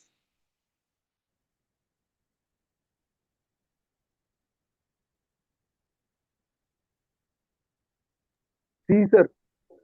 yes. C sir. C. B. C. Sir. C. C greater than the required rate of return.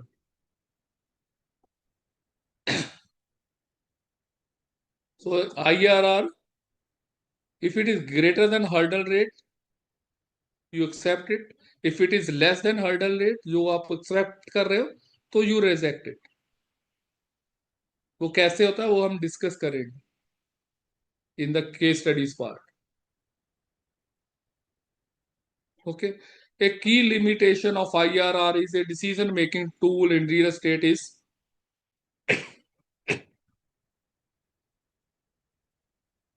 because there are cash flows are of two types, cash outflows and cash inflows. Cash inflows are taken as positive, cash outflows are taken as negative. When there are multiple sign changes, it can produce multiple IRRs. So we will be discussing. So there may not be a single IRR. If there are multiple sign changes, then we have to make, instead of single IRR, we will be using multiple modified IRR. This is called MIRR. When there are multiple outgoings and multiple inflows, then instead of getting a single IRR at which the net present value is 0, you will be getting more than one IRR. Then we have to use modified IRR. Clear? Net present value. Net present value is discount all future cash flows. First, what we do, we discount means, what does this mean? Word discount or all cash flows, इसका क्या मतलब है? What does it mean? इसका क्या मतलब है? इसकी present value निकालना, टाइम वैल्यू। जो आप the cash flows which are given to you for first year, second year, third year, fourth year, what you will do, you will convert these cash flows to their present value, and from that you will calculate the net present, you will calculate present value. From that you will deduct the initial outlay, initial cost, that will give you net present value. Net present value will be, you calculate all the sum, then subtract the initial investment from them. From the present value of all the returns, you subtract the initial investment, that will give you net present value. So net present value rules क्या है?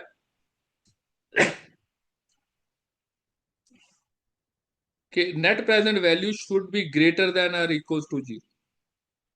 Then you should accept it. And if it is less than or equals to 0, you reject. Clear? ये doubts आपके सारे clear हो जाएंगे जब हम case studies करेंगे. When net present value and IRR give conflicting ranking for two mutually exclusive real estate projects, which criterion should be typically preferred?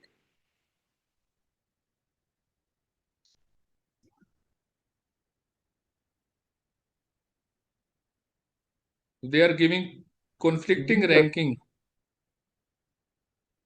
So basically net present value, NPV, is more secure, more accurate than IRR, because we have already discussed IRR, there may be multiple IRRs there. So if they are giving you conflicting, so basically discount cash flow method is used by the investors to find if there are multiple investment opportunities, which one is best for him. You calculate it from NPV point of view, you calculate it from IRR point of view, and they are giving different results. Then which result will you accept? The result which is given by the NPV, because it assumes it measures absolute wealth creation instead of IRR. IRR is widely used in real estate practice due to its intuitive percentage form. So it is not absolute.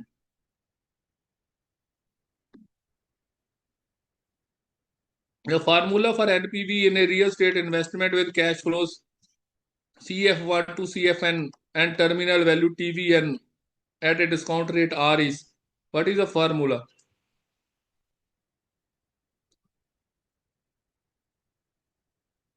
Summation of all present values, all cash flows converted to present value, plus terminal value minus initial investment. This is a formula. Clear?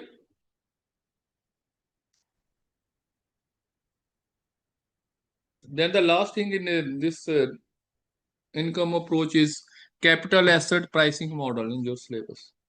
So this is basically done to assess the required rate of returns on a risky investment by decomposing total required return into a risk-free rate plus a risk premium proportional to the asset's systematic risk and measured risk by the term beta. It is generally used by the accounting personnel, but you must have a knowledge about this term. So basically, when you enter into a stock market, there are two risks. One risk is from the market you enter, and the second risk involved is risk of the company of which you are buying the shares. There are two types of risks. One risk with the market, and second risk for the company for which you are entering into for buying the shares. So these are there are two types of risk. One is called systematic risk and other is called non-systematic risk. So for that you use this formula E is equals to RF plus beta I multiplied by E into RM minus RF. What are these terms? RF is the risk-free rate. Beta is it is different for different assets classes. RF is risk-free rate, which is government yield bonds yield rate, you generally call it. Then RM is expected market return. Expected market return, it is equals to RM minus RF, means market risk premium. This is called market risk premium. So in the CAPM, beta of a real estate investment measures. What this beta measures? It measures the sensitivity of the investment returns to the movement in the overall market returns. Basically ये क्या mayor करता है beta कि अगर market change होती है तो real estate में क्या ऊपर नीचे होगा. अगर शेयर मार्केट ऊपर नीचे जाती है तो उसके हिसाब से रियल एस्टेट मार्केट में क्या ऊपर नीचे होगा. That is calculated by this term beta. Clear. If the market changes, as during the war market has gone down, nowadays it is going up. With the change in the market scenario, how it is affecting the real estate market, that sensitivity is calculated by the term beta.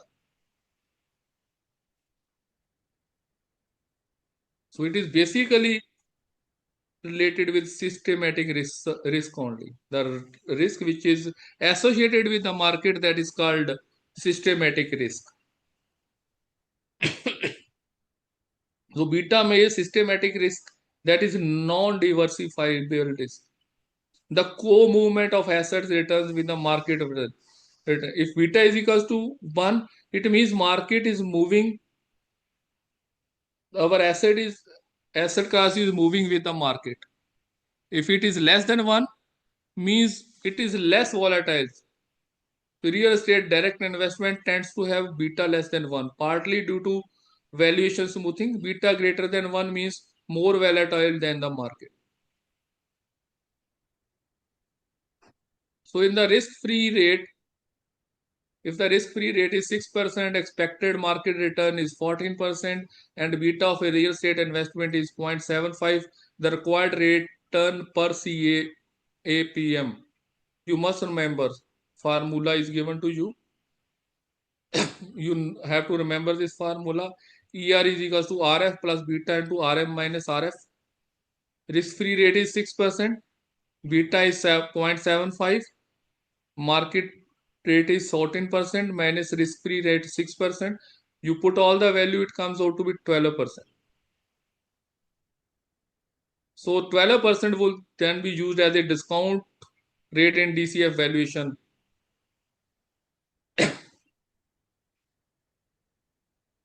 CAPM, cost asset pricing model. Then a primary limitation in applying CAPM directly to the real estate investment is,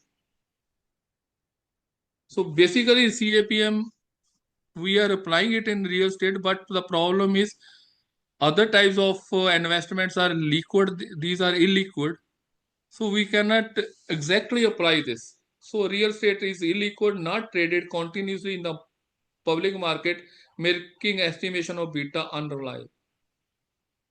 That is a problem. So CAPM was developed for traded securities with observable frequent market pricing. Direct real estate is illiquid, heterogeneous, and infrequently transacted. That is why the problem is with the beta. The next is profit method. So profit method, you apply profit method to the specialized properties where neither comparable sales nor direct income evidence is readily available. So it is applied to the properties where value is strictly linked to the profitability of the business conducted on the premises. We apply profit method to hotels, cinema halls, proper petrol pumps, or hill resorts. The profit method of valuation is most appropriately used for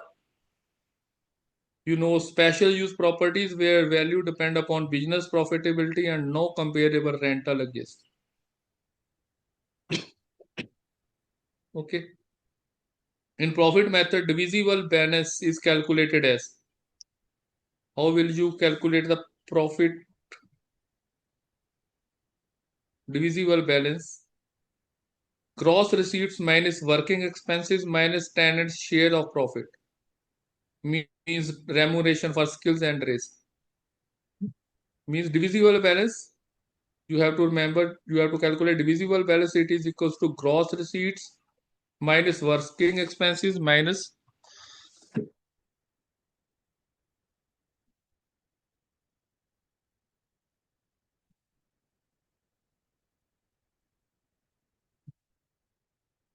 for hotels. How we apply this profit method? It is based upon the room revenue. So what we do, we analyze what will be the room revenue from a single room. Then we will multiply it with the occupancy. Then we will take into consideration for food and beverage revenue and other insurance.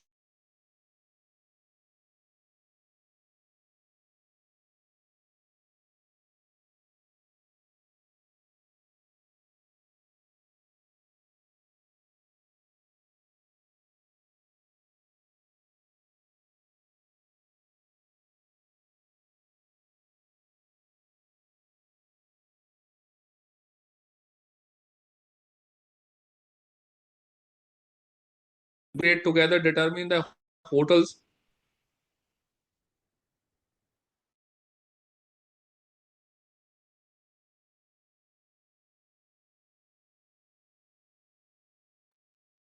I think there is some connectivity problem, internet connectivity problem. Rajvinder sir will be joining us again.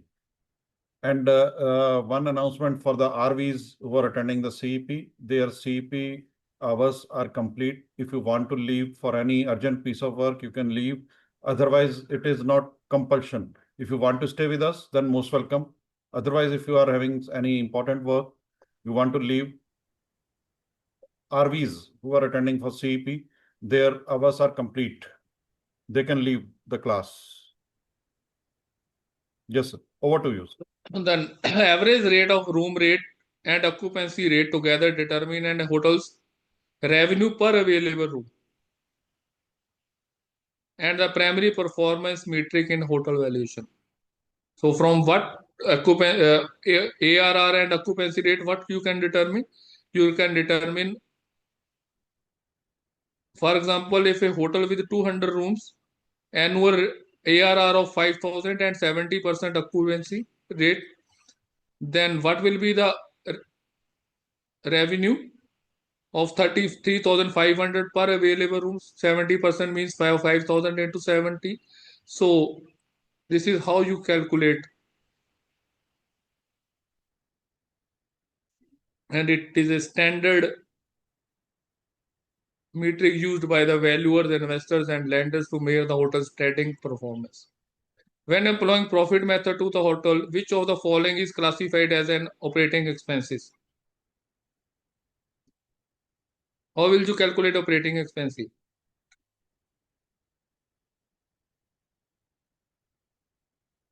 Anybody? C. So it is C, payroll, energy cost, food and beverages cost, marketing and property maintenance. Fair maintainable operating profit in hotel valuation refers to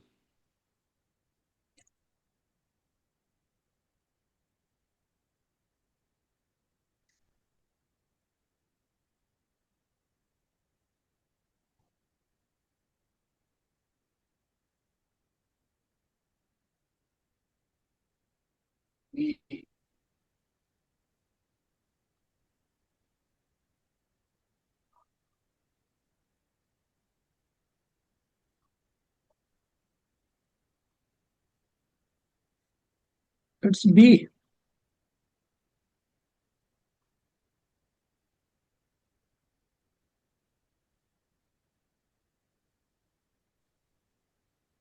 किसी को नींद तो नहीं आ रही है?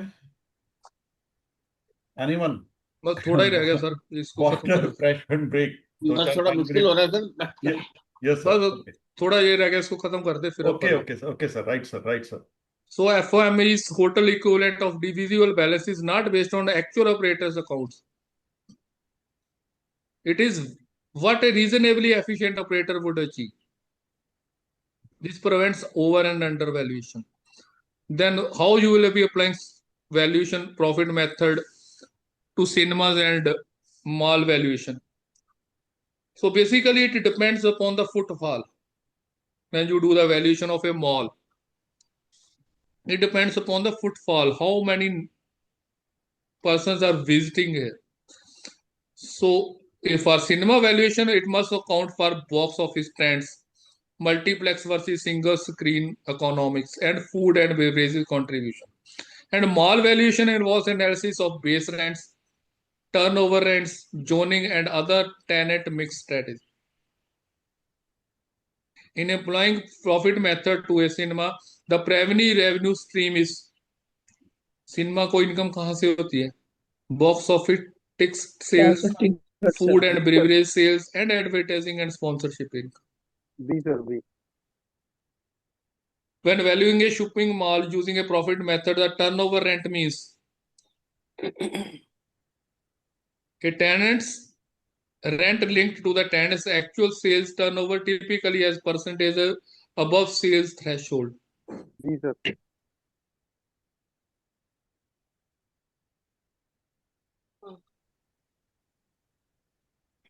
Turnover rent is a lease structure where above a natural breakpoint, base rent divided by percentage rate, the tenant pays a percentage of sales as an additional rent.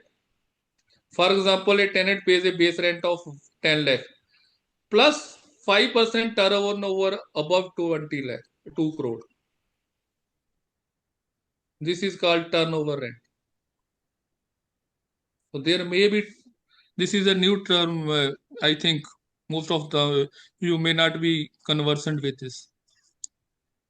So Yes, this sir. aligns with the landlord's income with the tenant's standing performance. The anchor tenant in a mall influences property value because who is anchor tenant?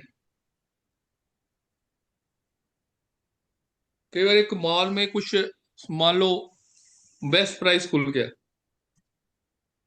तो उस best price में footfall ज्यादा होगी, उसकी वजह से बाकी के जो टेनेंट्स हैं उनकी भी सेल बढ़ेगी। तो ऐसा जो टेनेंट है जिसकी वजह से वो मॉल चल रहा है, जिसकी वजह से बाकी के टेनेंट्स जो है उनका भी फुटफॉल बढ़ रहा है, that is called anchor tenant. जैसे मान लो एक मॉल में कोई बेस्ट प्राइस खुल गया तो बहुत से लोग वहां पे बाय करने आएंगे डेली नीड्स के आइटम्स, तो उसके साथ साथ जो दूसरे वाले हैं उनमें भी चले जाएंगे, तो that he is called anchor tenant. So anchor tenant means large format stores, generally footfalls that supports the trading of smaller tenants, enhancing overall malls viability and value. So they are large supermarket, departmental stores, or entertainment hubs, etc. For petrol pumps and hill resorts, how you do the valuation? For petrol pumps, both are require understanding of specific revenue drivers, regulatory frameworks, and operating expenses structure unique to these property types. For example, the primary revenue metric for valuing a petrol pump using profit method is it is volume of fuel sold per annum multiplied by the dealer's margin per liter. And for a hill resort valuation under profit method, seasonability is a critical factor because during the season, especially in hill resorts during the summer season, the footfall is more. That affects the fair maintenance operating profit.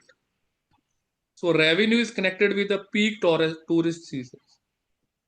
So you have to look for profit during the peak season and non-peak season. So hills resorts have strong seasonal income. Example, summers and holiday peaks in Shimla, Uti and Munnar. A valuer must compute annual maintainable income, averaging peak and off-peak periods over a representative cycle. So you cannot take that income of only peak period. You have to take into consideration the non-peak period also for hill resorts. Then when applying profit method, which of the following adjustment would a valuer make to account showing abnormally high profits due to exceptional year? किसी साल में बहुत ज्यादा income हो गई है तो उसको कैसे एडजस्ट करना so you will normalise accounts by removing exceptional non recurring items and substituting a fair maintainable estimate. How will you do that? Normalization of accounts is a fundamental to profit method. Exceptional items, windfall contracts, abnormal expenses, post-COVID recovery spikes distort the picture. The value substitute a fair maintainable turnover tenant and associate expenses to drive sustainable long-run average profit. The property is let out at a standard rent of 60,000 per annum under Rent Control Act. Market rent is 1,20,000 per annum. The unexpired lease period is 10 years. Which property party holds the profit rent and what amount?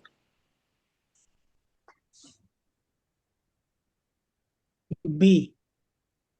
So it is the lessee who is adding a profit of 60,000 per annum.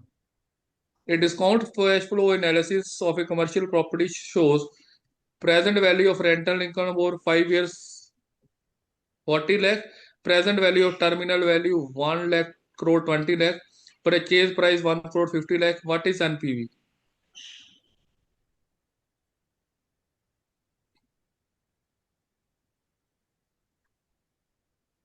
What is NPV? Minus 10 lakhs. Sir, it is 1 crore 20 lakh plus 40 lakh. 1 crore 60 lakh minus 1 crore 50 lakh.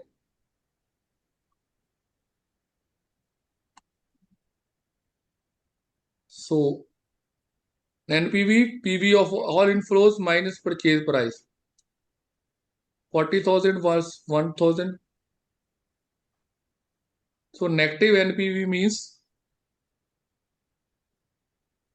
property is overpriced. Under CAPM, if the real estate investment beta is equals to 0, its return will be equals to, if beta is equals to 0. Market return 0, the risk-free rate. So, what should be the answer? Expected market return. A. If beta equals to 0, formula is RF plus 0. This all thing will be equals to 0. You will be left with risk-free rate. RF. RF is Risk-free rate. a value hotel valued using profit method has a gross receipt of 5 crore. Working expenses are 65% of gross receipt.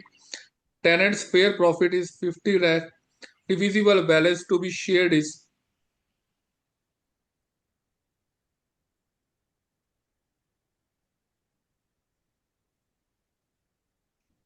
Like this. Okay. Sir, C. C answer.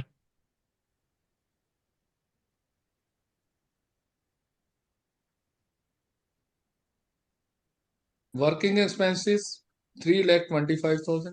Net profit before tenant share is 5 crore minus 3,25,000, 1,75,000. Divisible balance 1 crore 75 lakh minus 50 lakh tenant's fair profit. It is 1 crore 25. Which valuation method is most suitable for property serving both as a petrol station and a convenience store with no comparable rental transaction available? Either. So it is profit C, method, sir. profit method or accounts method. A leasehold property with 8 years unexpired profit rent is 1,50,000 per annum using a dual rate of YP 10%, remunerative rate 3.5%. The YP is 5.1. The lessee's interest is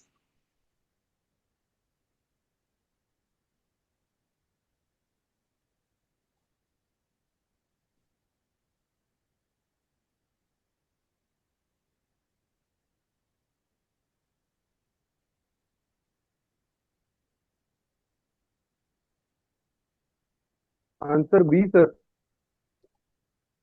so it is 1,50,000 multiplied by 5.1. You need not to calculate YP.